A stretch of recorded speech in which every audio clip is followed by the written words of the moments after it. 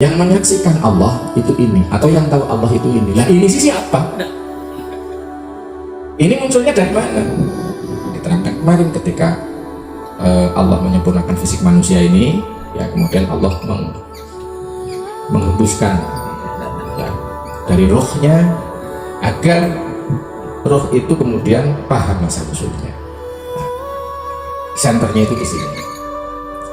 Maka yang menyaksikan Allah atau yang mengerti Allah inilah ini sih siapa? Balik lagi bahwa ini sering dikatakan adalah Nur Muhammad.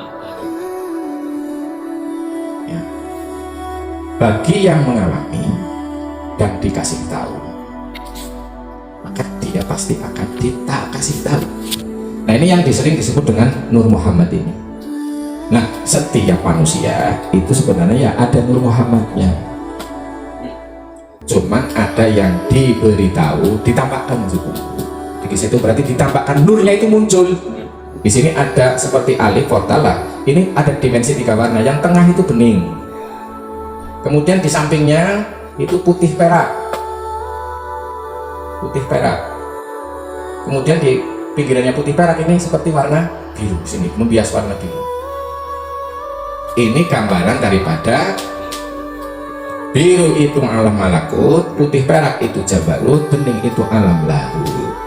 Dan di sini kalau dalam hierarki para ulama ahli hakikat atau ahli sufi, di sini itu adalah wilayahnya Muhammad. Nyambung. Ya, wilayahnya Nabi Muhammad atau Latifatul Akhfa. Ini di tengah sini. Bagi yang dikehendaki oleh Allah, ini bersinar. Dan kemudian setelah itu dia ditampakkan, diberitahu mana sih itu ilmu yakin, apa itu ainul yakin, apa itu hakul yakin. Apakah orang itu harus semua mengalami? Ya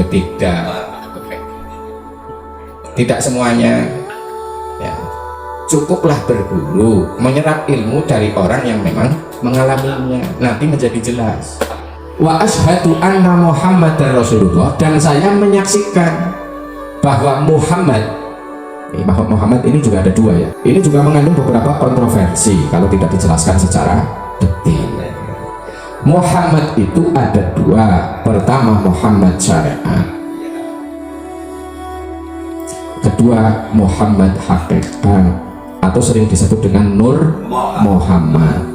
Nur Muhammad itu apa sebenarnya? Ya ruh yang ditiupkan Allah kepada jasad manusia. Ini ada istilahnya Nur Muhammad.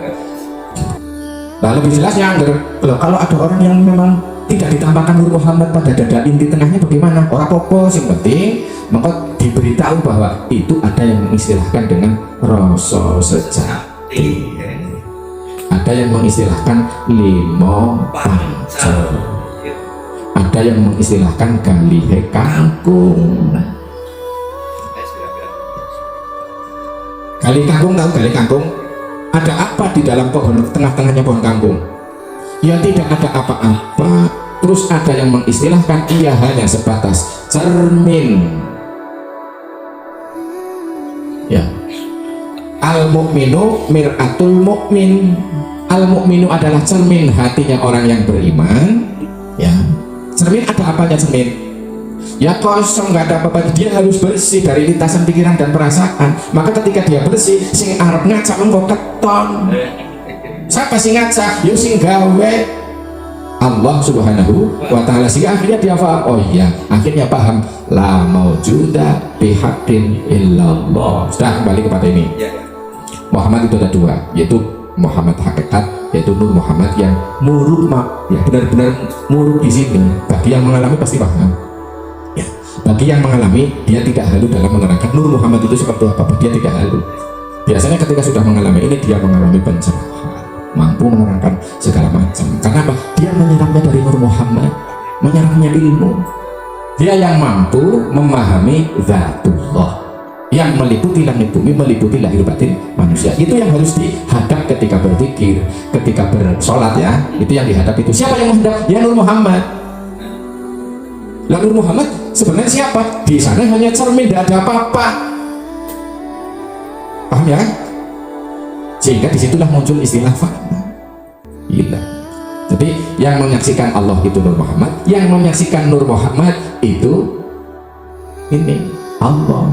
Yang orang yang sudah kembali kepada keharibaan Allah, sudah tidak mengakui keakuan diri, akhirnya dia akan paham yang ada ini Allah, menyaksikan bahwa Muhammad yang di sini itu utusan Allah, bukan akunya kita sudah kembali toh, sudah kembali hilang, yang ada ini hanya Allah. Maka kemudian menyadari, oh ada sesuatu di sini, ini namanya Nur Muhammad, sudah bukan kita, sudah bukan aku, akunya kan tadi sudah dikembalikan.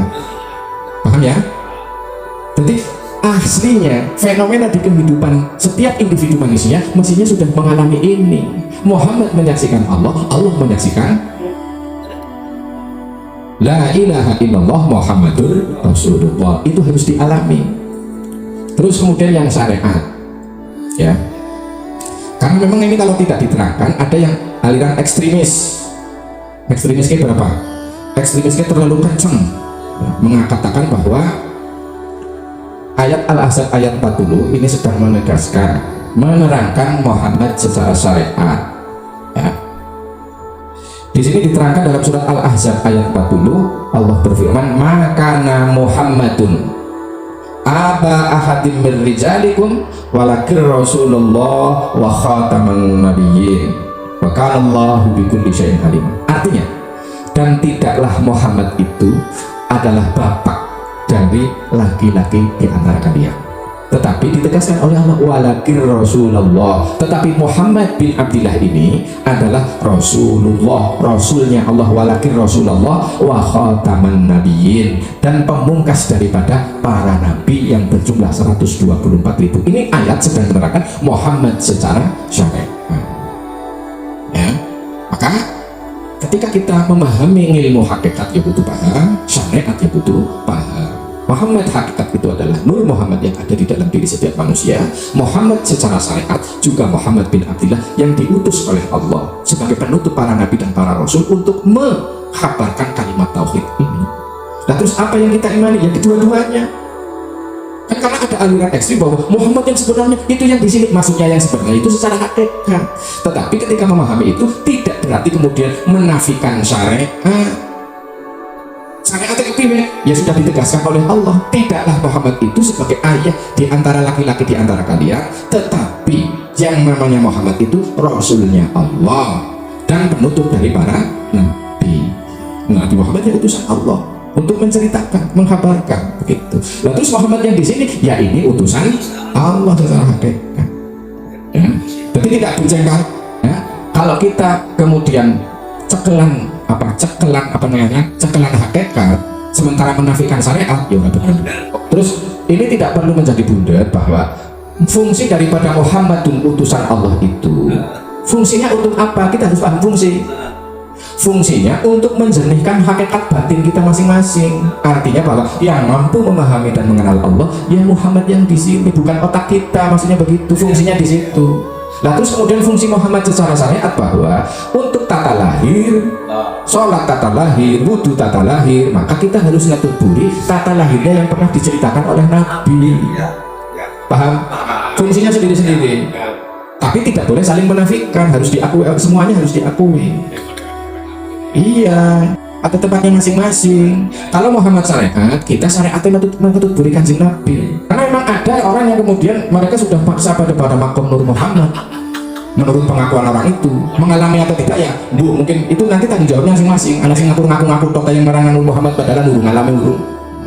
Tapi ternyata syariatnya orang kan berarti secara syariat dia tidak mengakui Muhammad yang di Madinah. Nah terus akhirnya bagaimana? Yo nasibnya sendiri-sendiri, tanggung jawab besok. Apa yang kemudian mindednya maring hakikat, jangan sepele atau jangan menafikan syariat. Bagaimanapun kita tahu Islam, tahu Allah ya dari Kanjeng Nabi. Kurang lebihnya demikian, mohon maaf atas kesalahan dan kekurangan. Wassalamualaikum warahmatullahi wabarakatuh.